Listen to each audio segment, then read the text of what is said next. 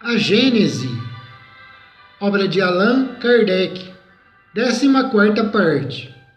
Sem discutir os dois sistemas, convém acentuar que o princípio da geração espontânea, evidentemente, só se pode aplicar aos seres das ordens mais ínfimas do reino vegetal e do reino animal, aqueles em os quais a vida começa a despontar em um organismo extremamente simples e, de certo modo, rudimentar. Foram esses, com efeito, os primeiros que apareceram na Terra e cuja formação houve de ser espontânea. Assistiríamos, assim, a uma criação permanente, análoga à que se produziu nas primeiras idades do mundo. Deixa eu dar um pitaco aqui. Alguns céticos ateus, eles falam que Kardec defendia a geração espontânea das coisas, né? De insetos, como mosca e daí por diante, de larvas, melhor dizendo, e que gerariam espontaneamente. Por exemplo, se o cara pegasse um bife, deixasse apodrecer ali, mesmo se não sentasse moscas ali, gerariam vida, né? Larvas ali, espontaneamente. Mas Kardec não fechou a questão, ele não disse isso categoricamente, assim. Eles usam isso de forma desonesta para atacar Kardec, que Kardec cometeu um erro crasso e daí por diante. Basta se alguém estiver escutando esse livro, prestar bastante atenção se ele fechou a questão. Ele não fechou a questão, Kardec.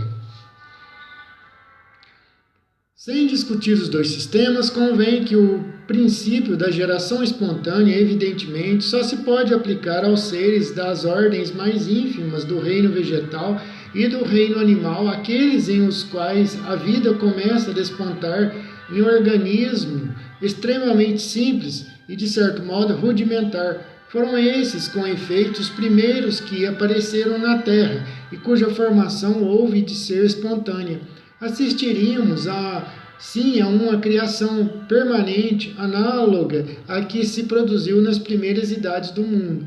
Mas então, por que não se formam da mesma maneira os seres de complexão Mas então, por que não se formam da mesma maneira os seres de complexa organização? Que esses seres não existiram sempre é fato positivo, logo tiveram um começo. Se o musgo, por exemplo, o líquen, o zoófito, o infusório, os vermes intestinais e outros podem produzir-se espontaneamente, por que não se dá o mesmo com as árvores, os peixes, os cães, gatos e cavalos? Nota: até meados do último século, os cientistas acreditavam que os seres vivos eram gerados espontaneamente do corpo de cadáveres em decomposição, que rãs, cobras e crocodilos eram gerados a partir do lodo dos rios. Essa hipótese, geração espontânea ou abiogênese, foi descartada. O planeta não apresenta as mesmas condições que possibilitaram a existência de seus primeiros habitantes. Segunda nota. Param aí, por enquanto, as investigações e desaparece o fio condutor e até que ele seja encontrado fica aberto o campo às hipóteses. Fora, pois, imprudente e prematuro apresentar meros sistemas como verdades absolutas. Se a geração espontânea é fato demonstrado, por muito limitado que seja, não deixa de constituir um fato capital, um marco de natureza a indicar o caminho para novas observações. Sabe-se que os seres orgânicos complexos não se produzem dessa maneira, mas quem sabe como eles começaram? Quem conhece o segredo de todas as transformações?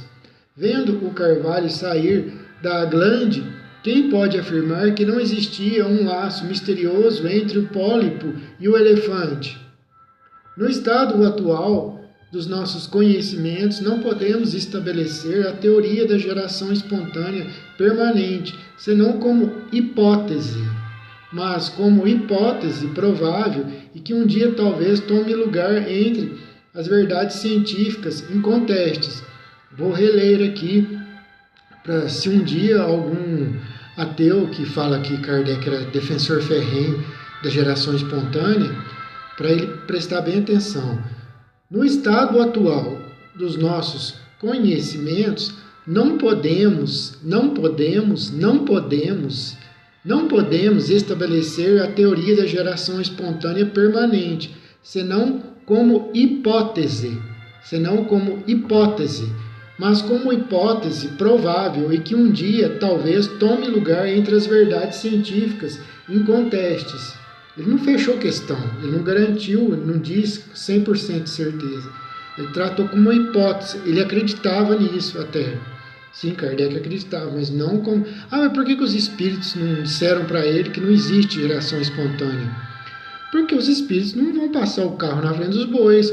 Kardec teria que aprender por si próprio, ele tinha as ideias dele, os conhecimentos dele, e a geração espontânea na época de Kardec era algo aceito, mesmo entre os cientistas.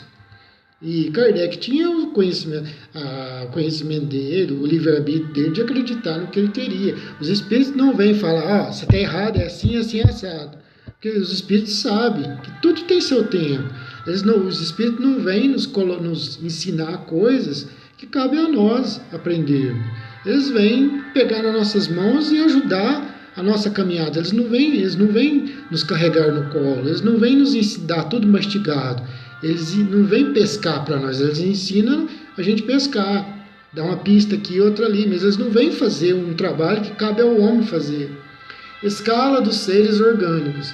Entre o reino vegetal e o reino animal, nenhuma delimitação há nitidamente marcada. Nos confins dos dois reinos estão os zoófitos, ou animais plantas, cujo nome indica que eles participam de um e outro. Serve-lhes de traço e de união. Como os animais, as plantas nascem, vivem, crescem, nutrem-se, respiram, reproduzem e morrem. Como aqueles precisam, elas de luz, de calor e de água. Estiolam-se e morrem, desde que lhes faltem esses elementos. A absorção de um ar viciado e de substâncias deletérias as envenena.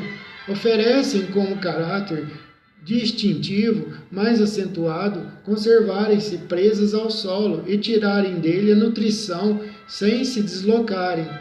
O zoófito tem a aparência exterior da planta.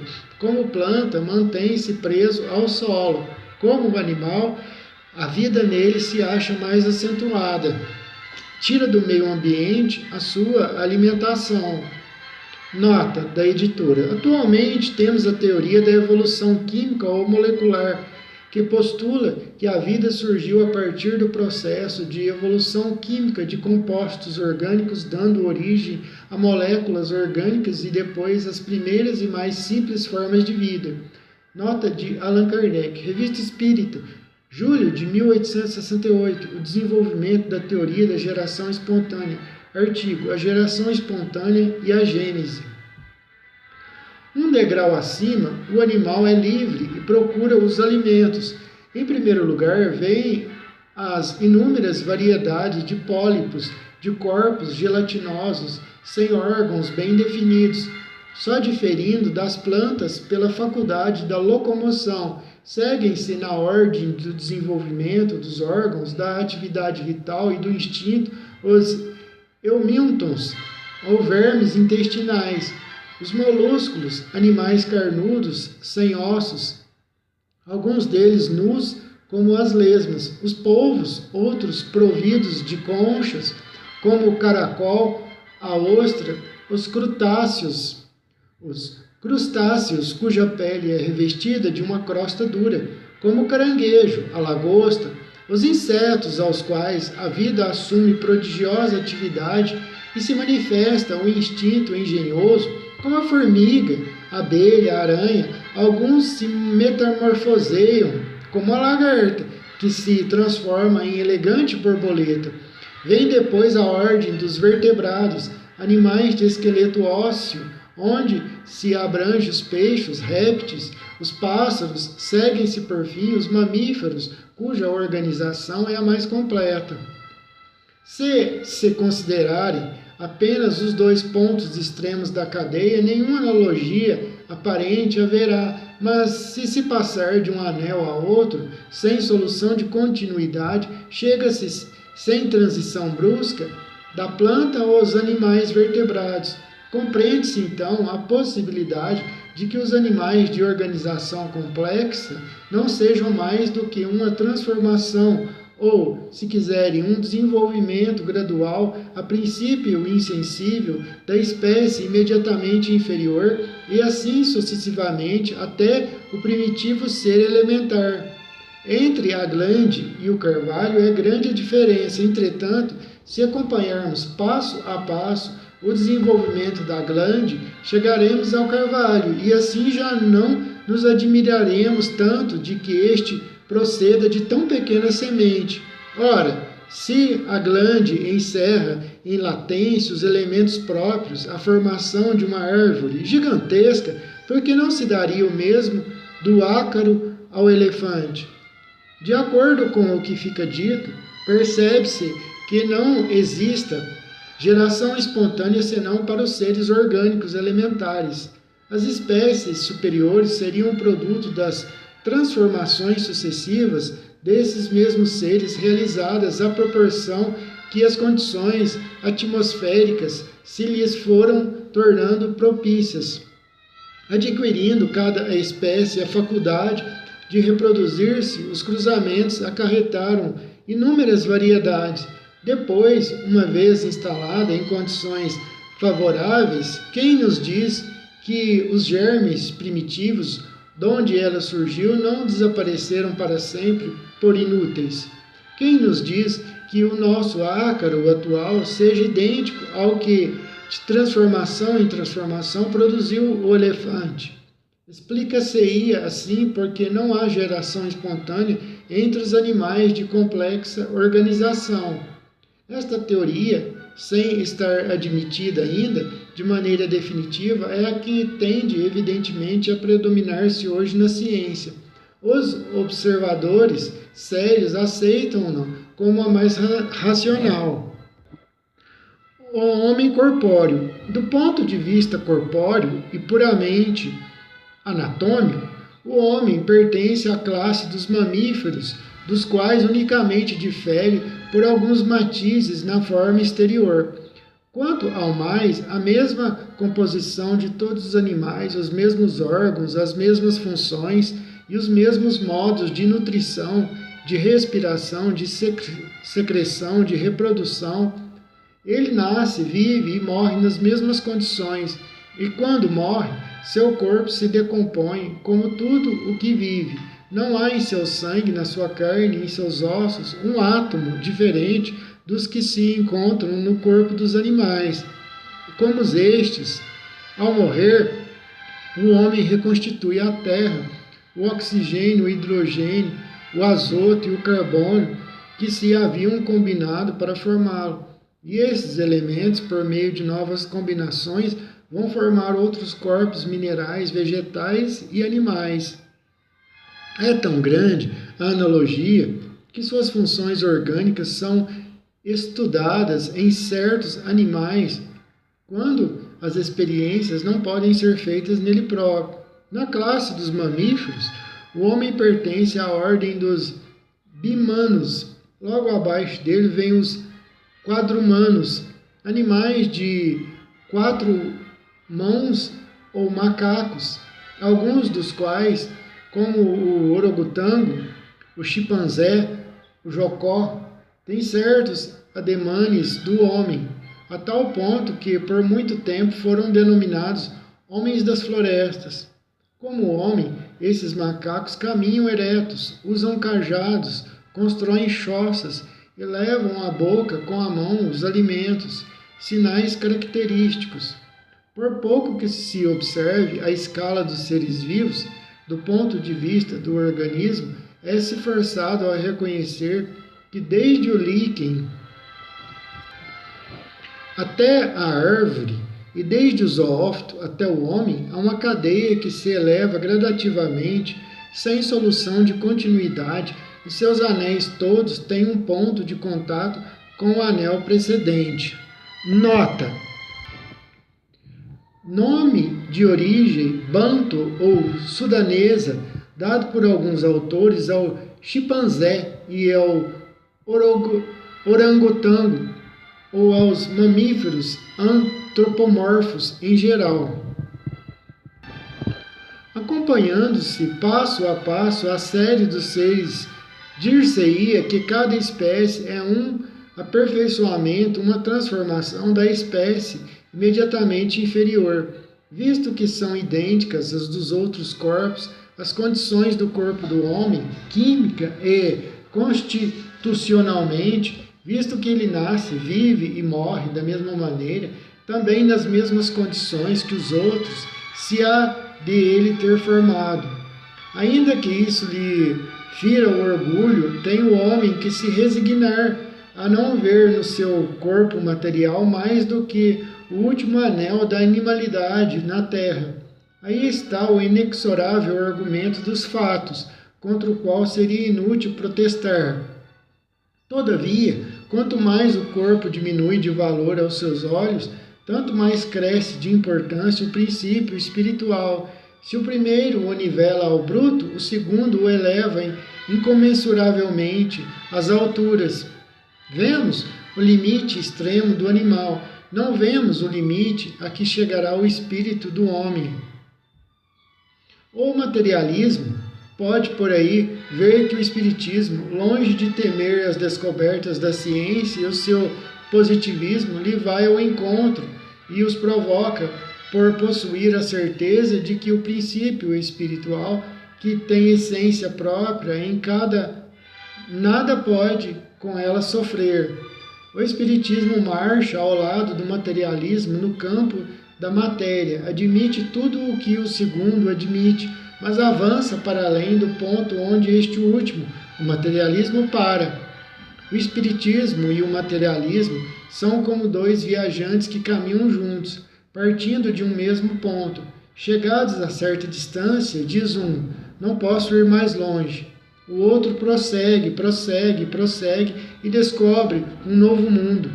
Por que então há de o primeiro dizer que o segundo é louco? Somente porque, entrevendo novos horizontes, se decide a transpor os limites onde ao outro convém deter-se. Também Cristóvão Colombo não foi rachado de louco porque acreditava na existência de um novo mundo para lá do oceano, taxado. Quantos a história não conta desses loucos sublimes que hão feito que a humanidade avançasse e aos quais se tecem coroas depois de lhes haver atirado lama. Pois bem, o Espiritismo, a loucura deste século, segundo os que se obstinam em permanecer na margem terrena, nos patenteia todo mundo, um mundo bem mais importante para o homem do que a América, porquanto nem todos os homens vão à América, ao passo que todos, sem exceção de nenhum homem, vão ao mundo dos espíritos, fazendo incessantes travessias de um para o outro. Galgado o ponto em que nos achamos com relação à Gênese, o materialismo se detém, enquanto o Espiritismo prossegue em suas pesquisas no domínio da Gênese espiritual. A Gênese espiritual. A existência do princípio espiritual é um fato que, por assim dizer, não precisa de demonstração do mesmo modo que o da existência do princípio material. É, de certa forma, uma verdade axiomática. Ele se afirma pelos seus efeitos, como a matéria pelos que lhe são próprios. De acordo com este princípio, todo efeito, tendo uma causa, todo efeito inteligente há de ter uma causa inteligente. Ninguém há que não faça distinção entre o movimento mecânico de um sino que o vento agite e o movimento desse mesmo sino para dar um sinal, um aviso, atestando só por si que obedece a um pensamento, a uma intenção. Ora, não podendo acudir a ninguém a ideia de atribuir pensamento à matéria do sino, tem-se de concluir que o move uma inteligência a qual ele serve de instrumento para que ela se manifeste. Pela mesma razão, ninguém terá a ideia de atribuir pensamento ao corpo de um homem morto. Se, pois, vivo o homem pensa, é que há nele alguma coisa, que não há quando está morto. A diferença que existe entre ele e o sino é que a inteligência que faz com que este se mova está fora dele, ao passo que está no homem a que faz que este obre. O princípio espiritual é corolário da existência de Deus. Sem esse princípio, Deus não teria razão de ser, visto que não se poderia conceber a soberania, inteligência a reinar pela eternidade afora, unicamente sobre a matéria bruta, como não se poderia conceber que um monarca terreno, durante toda a sua vida, reinasse exclusivamente sobre pedras. Não se podendo admitir Deus sem os atributos essenciais da divindade, a justiça e a bondade, inúteis seriam essas qualidades se ele as houvesse de exercitar somente sobre a matéria. Por outro lado, não se poderia conceber um Deus soberanamente justo e bom a criar seres inteligentes e sensíveis para lançá-los ao nada, após alguns dias de sofrimento, sem compensação, a recrear-se na contemplação dessa sucessão infinita de seres que nascem, sem que o hajam pedido, pensam por um instante apenas para conhecerem a dor e se extinguem para sempre ao cabo de efêmera existência. Sem a sobrevivência do ser pensante, os sofrimentos da vida seriam, da parte de Deus, uma crueldade sem objetivo. Eis porque o materialismo e o ateísmo são corolários um do outro. Negando o efeito, não podem eles admitir a causa. O materialismo é, pois, consequente consigo mesmo, embora não seja com a razão. É inata no homem a ideia da perpetuidade do ser espiritual. Essa ideia se acha nele em estado de intuição e de aspiração. O homem compreende que somente aí está a compreensão das misérias da vida. Essa é a razão porque sempre houve e haverá cada vez mais espiritualistas do que materialistas e mais devotos do que ateus.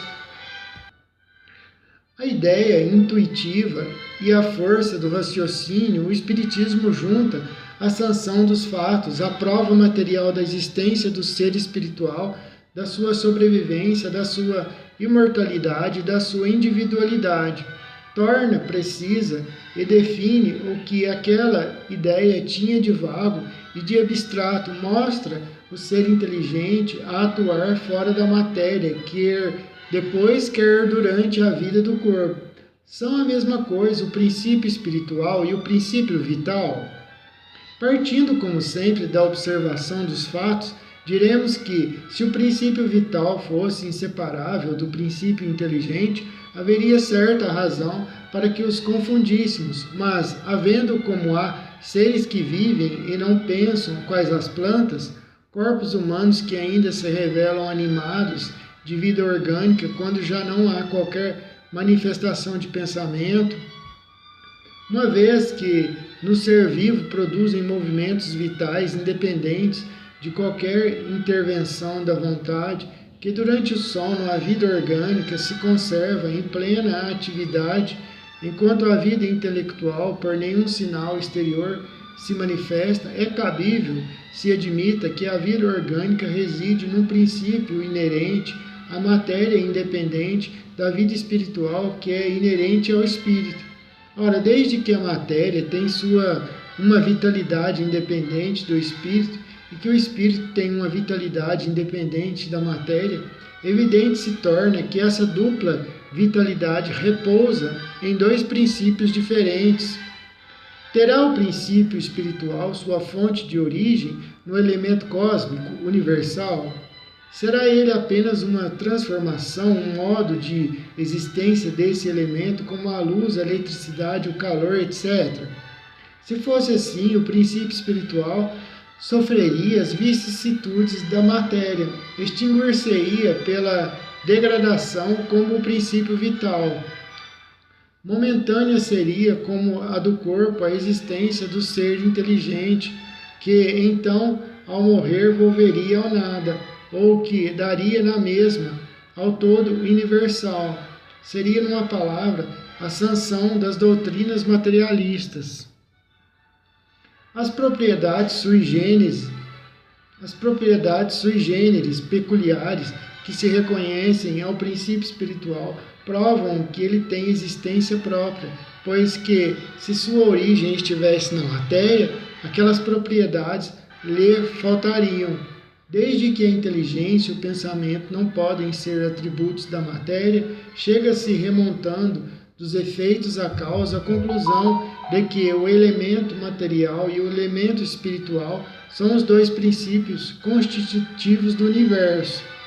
Individualizado, o elemento espiritual constitui os seres chamados espíritos, como individualizado o elemento material constitui os diferentes corpos da natureza, orgânicos e inorgânicos.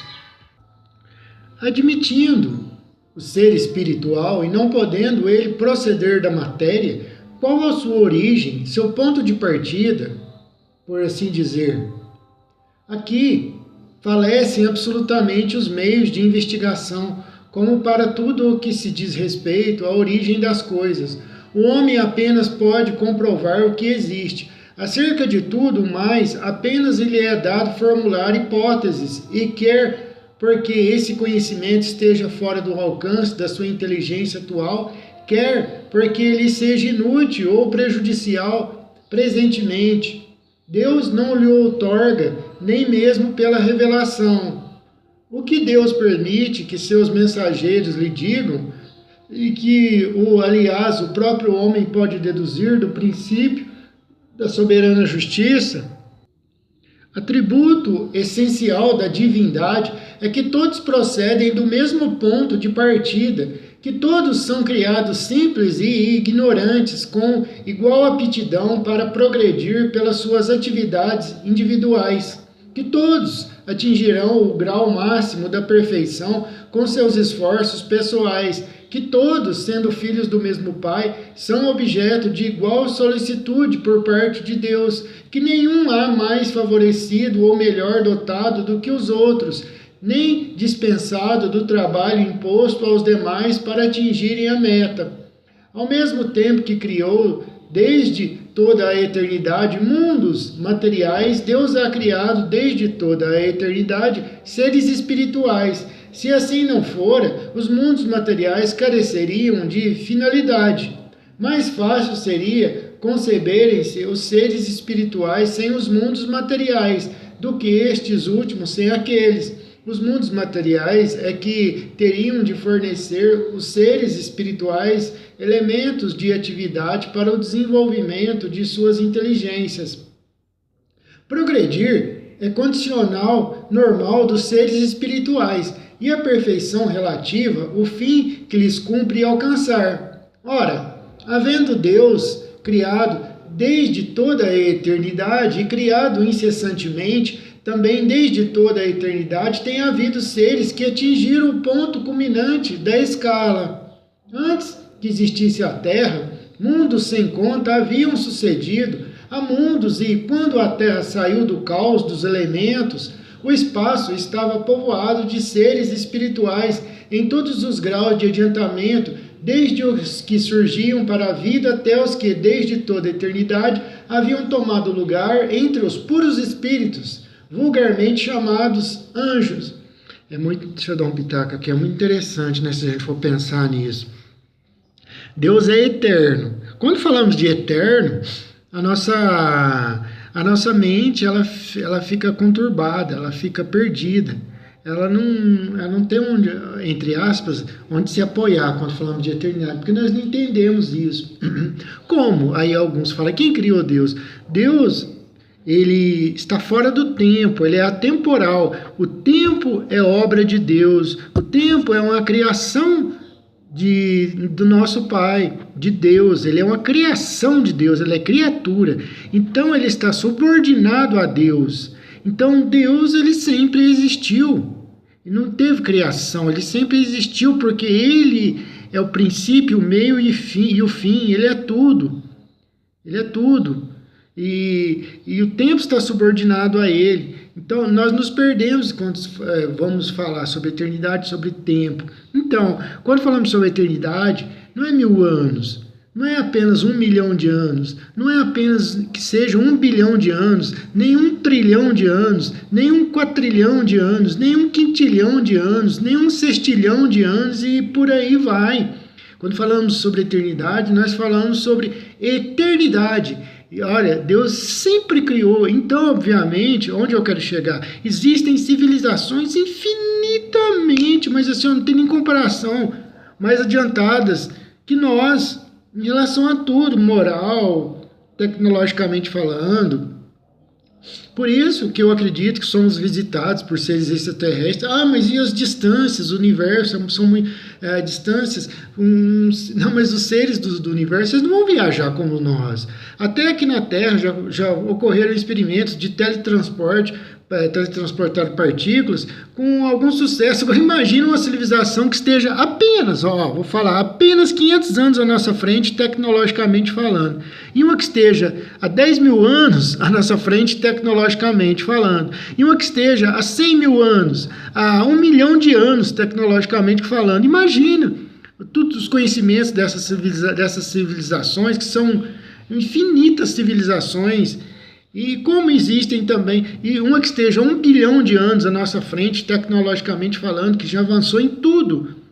Imagine, eles sabem outras formas de se viajar, nós conhecemos a velocidade da luz, mas isso eles já passaram por isso há bilhões de anos, eles conhecem outras formas, ou seja, o teletransporte ou outras formas infinitas que nós nem sequer sonhamos em conhecer. E também como existem civilizações ainda mais atrasadas que nós. Existem planetas onde os seres vivem em buracos dentro da Terra, em cavernas, como foi aqui há 100 mil anos atrás, há 500, há 1 milhão de anos atrás. Existem planetas que só existem animais, nem existem como era aqui na época dos dinossauros, que esses bichos vão evoluindo. E é assim, gente, é a criação de Deus, ele está criando nesse momento. Então, serão seres simples e ignorantes que vão evoluindo, mas que estão sendo criadas agora, e que vão evoluir através dos milhões e milhões das eras, dos milhões de anos, como existem civilizações neste exato momento que estão à nossa frente em tudo, mas milhões, bilhões de anos à nossa frente. O universo é isso. União do princípio espiritual à matéria. Tendo a matéria que ser objeto do trabalho do espírito para desenvolvimento de suas faculdades, era necessário que ele pudesse atuar sobre ela, pelo que veio habitá-la, como o lenhador habita a floresta. Tendo a matéria que ser no mesmo tempo objeto e instrumento do trabalho, Deus, em vez de unir o espírito à pedra rígida, criou para seu uso corpos organizados, flexíveis, capazes de receber todas as impulsões da sua vontade e de se prestarem a todos os seus movimentos. O corpo é, pois, simultaneamente o envoltório e o instrumento do espírito, e à medida que este adquire novas aptidões, reveste outro invólucro apropriado ao novo gênero de trabalho que lhe cabe executar. Tal qual se faz com um operário a quem é dado um instrumento menos grosseiro à proporção que ele vai mostrando-se apto a executar obras mais bem cuidadas. Para ser mais exato, é preciso dizer que o próprio espírito que modela o seu envoltório e o apropria às suas novas necessidades, aperfeiçoa-se, ele desenvolve e completa o organismo à medida que experimenta a necessidade de manifestar novas faculdades. Numa palavra, talha de acordo com a sua inteligência. Deus fornece ao espírito os materiais, cabe a ele empregá-los. É assim que as raças adiantadas têm um organismo, ou, se quiserem, um aparelhamento cerebral mais aperfeiçoado do que as raças primitivas. Desse modo, igualmente, se explica o cunho especial que o caráter do espírito imprime aos traços da fisionomia e às linhas do corpo. Desde que um espírito nasce para a vida espiritual, tem por adiantar-se que fazer uso de suas faculdades rudimentares a princípio. Por isso é que reveste um envoltório adequado ao seu estado de infância intelectual, envoltório que ele abandona para tomar outro, à proporção que se lhe aumentam as forças. Ora, como em todos os tempos houve mundos, e esses mundos deram nascimento a corpos organizados, próprios a receber espíritos, em todos os tempos os espíritos, qualquer que fosse o grau de adiantamento que houvessem alcançado, encontraram os elementos necessários à sua vida carnal. Por ser exclusivamente material, o corpo sofre as vicissitudes da matéria. Depois de funcionar por algum tempo, ele se desorganiza e decompõe. O princípio vital, não mais encontrando elemento para sua atividade, se extingue e o corpo morre. O espírito, para quem este, carente de vida, se torna inútil, deixa-o, como se deixa uma casa em ruínas ou uma roupa imprestável. O corpo é, por assim dizer, uma roupagem, não passa de um envoltório destinado a receber o espírito. Desde então, pouco importam a sua origem e os materiais que entraram na sua construção. Seja ou não o corpo do homem uma criação especial, o que não padece dúvida é que tem a formá-lo os mesmos elementos que os materiais formados pelos corpos dos animais, a animá-lo o mesmo princípio vital, ou, por outra parte, a aquecê-lo o mesmo fogo, como tem a iluminá-lo a mesma luz, e se acha sujeito às mesmas vicissitudes e às mesmas necessidades. É um ponto este que não sofre contestação. A não se considerar, pois, senão a matéria, abstraindo do espírito, o homem nada tem que o distinga do animal. Tudo, porém, muda de apreço e de aspecto logo que se estabelece distinção entre a habitação e o habitante. Ou numa choupana, ou envergando as vestes de um campônio, um nobre senhor não deixa de o ser. O mesmo se dá com o homem. Não é a sua vestidura de carne que o coloca acima do bruto e faz dele um ser à parte. É o seu ser espiritual, seu espírito. Hipótese sobre a origem do corpo humano. Da semelhança que há de formas exteriores entre o corpo do homem e o do macaco, concluíram alguns fisiologistas que o primeiro é apenas uma transformação do segundo. Nada aí há de impossível, nem o que, se assim for, afete a dignidade do homem. Bem pode dar-se que corpos de macaco tenham servido de vestidura aos primeiros espíritos humanos, forçosamente pouco adiantados, que viessem encarnar na terra, sendo esta vestimenta mais apropriada às suas necessidades e mais adequadas ao exercício de suas faculdades do que o corpo de qualquer outro animal. Em vez de se fazer para o espírito um invólucro especial, ele teria achado um já pronto. Vestiu-se, então, da pele do macaco, sem deixar de ser espírito humano, como o homem, não raro, se reveste da pele de certos animais, sem deixar de ser homem. Está falando aqui há milhões de anos atrás, né? Fique bem entendido que aqui unicamente se trata de uma hipótese, de modo algum posta como princípio, mas apresentada apenas para mostrar que a origem do corpo em nada prejudica o espírito, que é o ser principal, e que a semelhança do corpo do homem com o do macaco não implica paridade entre o seu espírito e o do macaco. Admitida essa hipótese, pode dizer-se que, sob influência e por efeito da atividade intelectual do seu novo habitante, o envoltório se modificou, embelezou-se nas particularidades, conservando a forma geral do conjunto. Melhorados os corpos pela procriação, se reproduziram das mesmas condições, como sucede com as árvores de enxerto. Deram origem a uma espécie nova que pouco a pouco se afastou do tipo primitivo, à proporção que o espírito progrediu. O espírito do macaco, que não foi aniquilado, continuou a procriar para seu uso corpos de macaco, do mesmo modo que o fruto da árvore silvestre reproduz árvores dessa espécie. O espírito humano procriou corpos de homem, variantes do primeiro molde em que ele se meteu. O tronco se bifurcou, produziu um ramo que, por sua vez, se tornou tronco. Como na natureza não há transições bruscas, é provável que os primeiros homens aparecidos na Terra pouco diferissem do macaco pela forma exterior e não muito também pela inteligência. Em nossos dias ainda há selvagens que, pelo comprimento dos braços e dos pés e pela conformação da cabeça, têm tanta parecência com o macaco que só lhes falta ser peludos para se tornar completa a semelhança. Encarnação dos espíritos.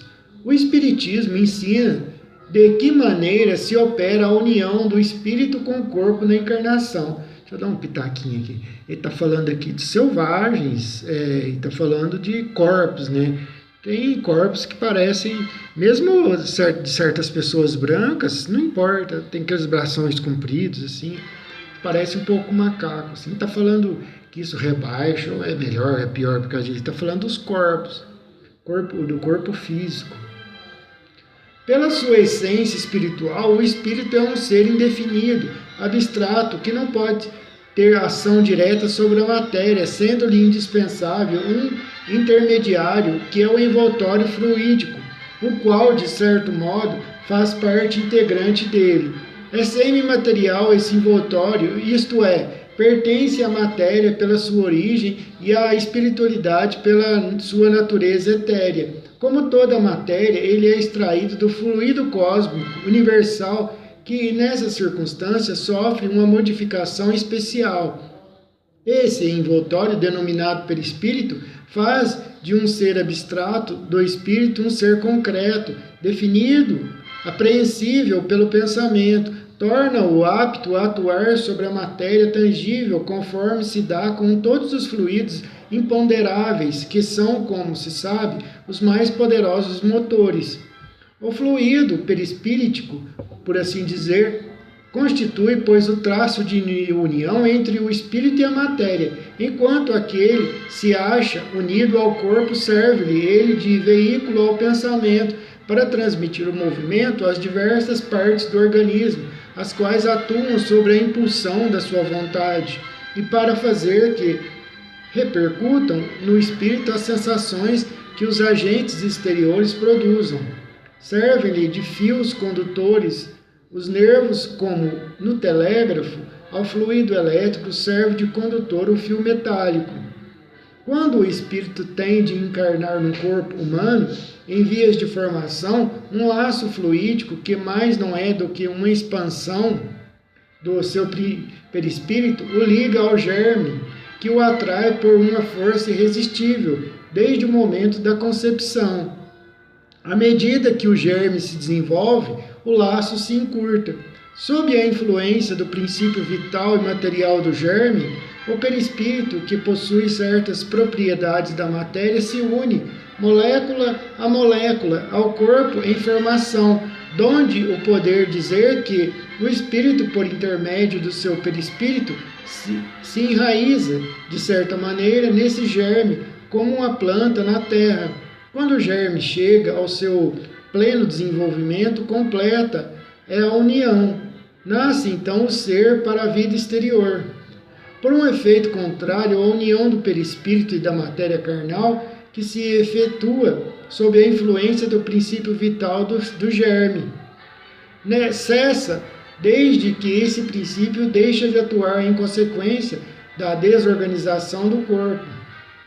Mantida que era por uma força atuante, tal união se desfaz logo que essa força deixa de atuar. Então o perispírito se desprende molécula a molécula, conforme se unira, e ao espírito restituída a liberdade. Assim, não é a partida do espírito que causa a morte do corpo. A morte é que determina a partida do espírito. Dado que um instante após a morte completa é a integração do espírito, que suas faculdades adquirem até maior poder de penetração, ao passo que o princípio de vida se acha extinto no corpo, provado, evidentemente, fica que são distintos o princípio vital e o princípio espiritual. O Espiritismo, pelos fatos cuja observação ele faculta, dá a conhecer os fenômenos que acompanham essa separação, que às vezes é rápida, fácil, suave e insensível, ao passo que doutras vezes é lenta, laboriosa, horrivelmente penosa, conforme o estado moral do ser, e pode durar meses inteiros. Um fenômeno particular que a observação igualmente assinala acompanha sempre a encarnação do espírito. Desde que este é apanhado no laço fluídico que o prende ao germe, entra em estado de perturbação, que aumenta à medida que o laço se aperta, perdendo o espírito, nos últimos momentos, toda a consciência de si próprio, de sorte que jamais presencia o seu nascimento. Quando a criança respira, começa o espírito a recobrar as faculdades, que se desenvolve à proporção que se formam e consolidam os órgãos que lhe hão de servir as manifestações. Mas, ao mesmo tempo que o espírito recobra a consciência de si mesmo, perde a lembrança do seu passado, sem perder as faculdades, as qualidades e as aptidões anteriormente adquiridas, que haviam ficado temporariamente em estado de latência e que, voltando à atividade, vão ajudá-lo a fazer mais e melhor do que antes. Ele renasce qual se fizera pelo seu trabalho anterior. O seu renascimento lhe é um novo ponto de partida, um novo degrau a subir. Ainda aí a bondade do Criador se manifesta, porquanto, adicionada aos amargores de uma nova existência, a lembrança, muitas vezes aflitiva e humilhante do passado, poderia turbá-lo e lhe criar embaraços. Ele apenas se lembra do que aprendeu por lhe ser útil. Se às vezes lhe é dado ter uma intuição dos acontecimentos passados, essa intuição é como a lembrança de um sonho fugitivo. Ei-lo, pois, novo homem, por mais antigo que seja como espírito, adora novos processos, auxiliado pelas suas aquisições precedentes. Quando retorna à vida espiritual, seu passado se lhe desdobra diante dos olhos e ele julga de como empregou o tempo, se bem ou mal. Não há, portanto, solução de continuidade na vida espiritual sem embargo do esquecimento do passado. Cada espírito é sempre o mesmo eu, antes, durante e depois da encarnação, sendo esta apenas uma fase da sua existência. O próprio esquecimento se dá tão só no curso da vida exterior de relação, durante o sono desprendido, em parte, dos liames carnais, restituído à liberdade e à vida espiritual, o espírito se lembra, pois que então já não tem a visão tão obscurecida pela matéria. Tomando-se a humanidade no grau mais ínfimo da escala espiritual, como se encontra entre os mais atrasados, selvagens, perguntar-se-á se é aí o ponto inicial da alma humana. Na opinião de alguns filósofos espiritualistas, o princípio inteligente, distinto do princípio material, se individualiza, embeleza e elabora, passando pelos diversos graus da animalidade. É aí que a alma se ensaia para a vida e desenvolve, pelo exercício, suas primeiras faculdades. Esse seria para ela, por assim dizer, o período de incubação. Chegada ao grau de desenvolvimento que esse estado comporta, ela recebe as faculdades especiais que constituem a alma humana. Haveria sim filiação espiritual do animal para o homem, como a filiação corporal. Este sistema, fundado na grande lei de unidade que preside a criação, corresponde forçoso é convir a justiça e a bondade do Criador, dá uma saída, uma finalidade, um destino aos animais que deixam então de formar uma categoria de seres deserdados para terem no futuro que lhes está reservado uma compensação aos seus sofrimentos.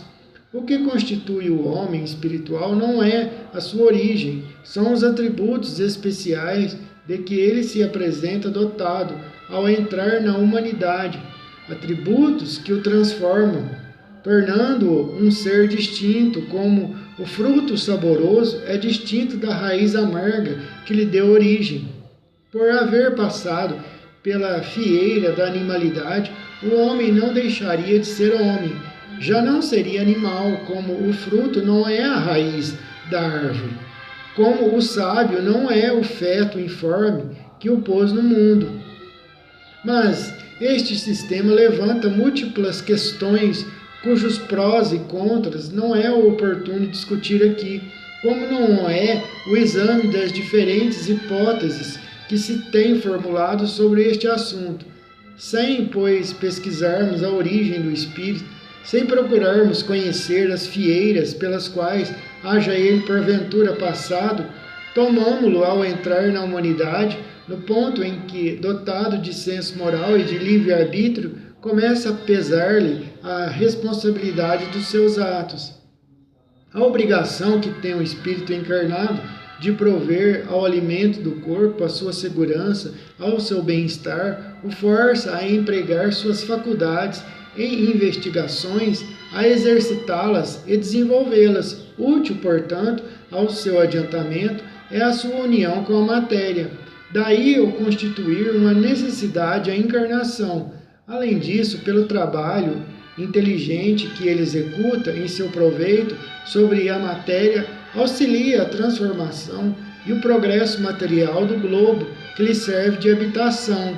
É assim que, progredindo, colabora na obra do Criador, da qual se torna fator inconsciente. Todavia, a encarnação do espírito não é constante, nem perpétua, é transitória. Deixando um corpo, ele não retoma imediatamente o outro. Durante mais ou menos considerável lapso de tempo, vive na vida espiritual, que é a sua vida normal, de tal forma que insignificante venha a ser o tempo que lhe duram as encarnações, se comparado ao que passa no estado de espírito livre.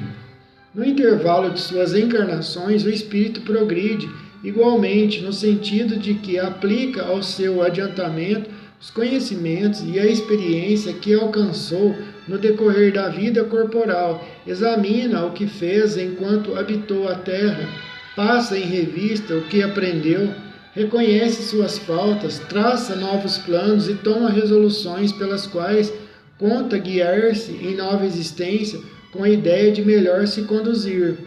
Desse jeito, cada existência representa um passo para frente no caminho do progresso, uma espécie de escola de aplicação.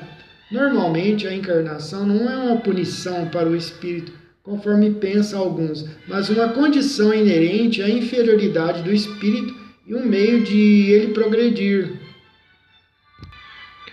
Desse jeito, cada existência representa um passo para frente no caminho do progresso, uma espécie de escola de aplicação.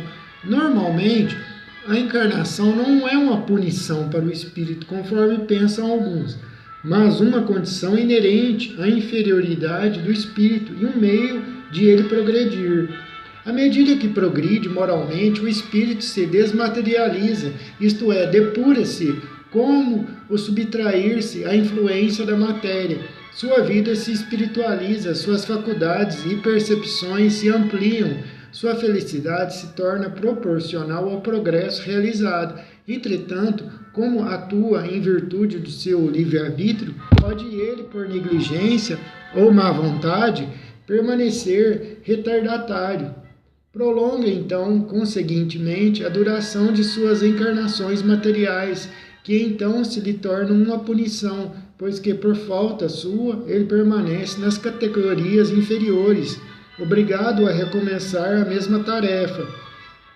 Depende, pois, do espírito abreviar pelo trabalho de depuração executado sobre si mesmo a extensão do período das encarnações. O progresso material de um planeta acompanha o progresso moral de seus habitantes. Ora, sendo incessante como é a criação dos mundos e dos espíritos e progredindo estes mais ou menos rapidamente, conforme o uso que façam do livre-arbítrio, segue-se que há mundos mais ou menos antigos, em graus diferentes de adiantamento físico e moral, onde é mais ou menos material a encarnação e onde, por conseguintemente, o trabalho para os espíritos é mais ou menos rude. Deste ponto de vista, a Terra é um dos menos adiantados, povoada por espíritos relativamente inferiores. A vida corpórea é aí mais penosa do que em outros orbes, havendo-os também mais atrasados, onde a existência é ainda mais penosa do que na Terra, e em confronto com os quais esta seria relativamente um mundo feliz. É o que eu estava falando mais atrás. Quando em um mundo os espíritos hão realizado a soma de progresso que o estado deste mundo comporta, deixam-no para encarnar em outro mais adiantado, onde adquiram novos conhecimentos e assim por diante, até que, não lhe sendo mais de proveito algum a encarnação em corpos materiais, passam a viver exclusivamente da vida espiritual, na qual continuam a progredir, mas no outro sentido e por outros meios, chegados ao ponto culminante do progresso, gozam da suprema felicidade. Admitidos nos conselhos do Onipotente, conhece-lhe o pensamento e se tornam seus mensageiros, seus ministros diretos no governo dos mundos, tendo sob suas ordens os espíritos de todos os graus de adiantamento. Assim, qualquer que seja o grau em que se achem na hierarquia espiritual, do mais ínfimo ao mais elevado, tem ele suas atribuições no grande mecanismo do universo. Todos são úteis ao conjunto, ao mesmo tempo que a si próprios. A coletividade dos espíritos constitui, de certo modo, a alma do universo. Por toda parte, o elemento espiritual é que atua em tudo, sobre o influxo do pensamento divino. Sem esse elemento, só há matéria inerte, carente de finalidade, de inteligência, tendo por único motor as forças materiais, cuja exclusividade deixa insolúveis uma imensidade de problemas. Com a ação do elemento espiritual individualizado, tudo tem uma finalidade, uma razão de ser, tudo se explica. Prescindindo da espiritualidade, o homem esbarra em dificuldades insuperáveis. Quando a Terra se encontrou em condições climáticas apropriadas à existência da espécie humana, encarnaram nela espíritos humanos. De onde vinham eles? Quer eles tenham sido criados naquele momento, quer tenham procedido completamente formados do espaço, de outros mundos ou da própria Terra, a presença deles nesta, a partir de certa época, é um fato, pois que antes deles só animais havia. Revestiram-se de corpos adequados às suas necessidades especiais, às suas aptidões e que, fisiologicamente, tinham as características da animalidade. Sob a influência deles e por meio do exercício de suas faculdades, esses corpos se modificaram e se aperfeiçoaram. É o que a observação comprova. Deixemos então de lado a questão da origem, insolúvel por enquanto. Consideremos o espírito não em seu ponto de partida, mas no momento em que, manifestando-se nele os primeiros germes do livre-arbítrio e do senso moral, o vemos a desempenhar o seu papel humanitário, sem cogitarmos do meio onde haja transcorrido o período de sua infância, ou, se o preferirem, de sua incubação. Malgrado a analogia do seu envoltório com o dos animais, poderemos diferenciá-lo destes últimos pelas faculdades intelectuais e morais que o caracterizam, como debaixo das mesmas vestes grosseiras, distinguindo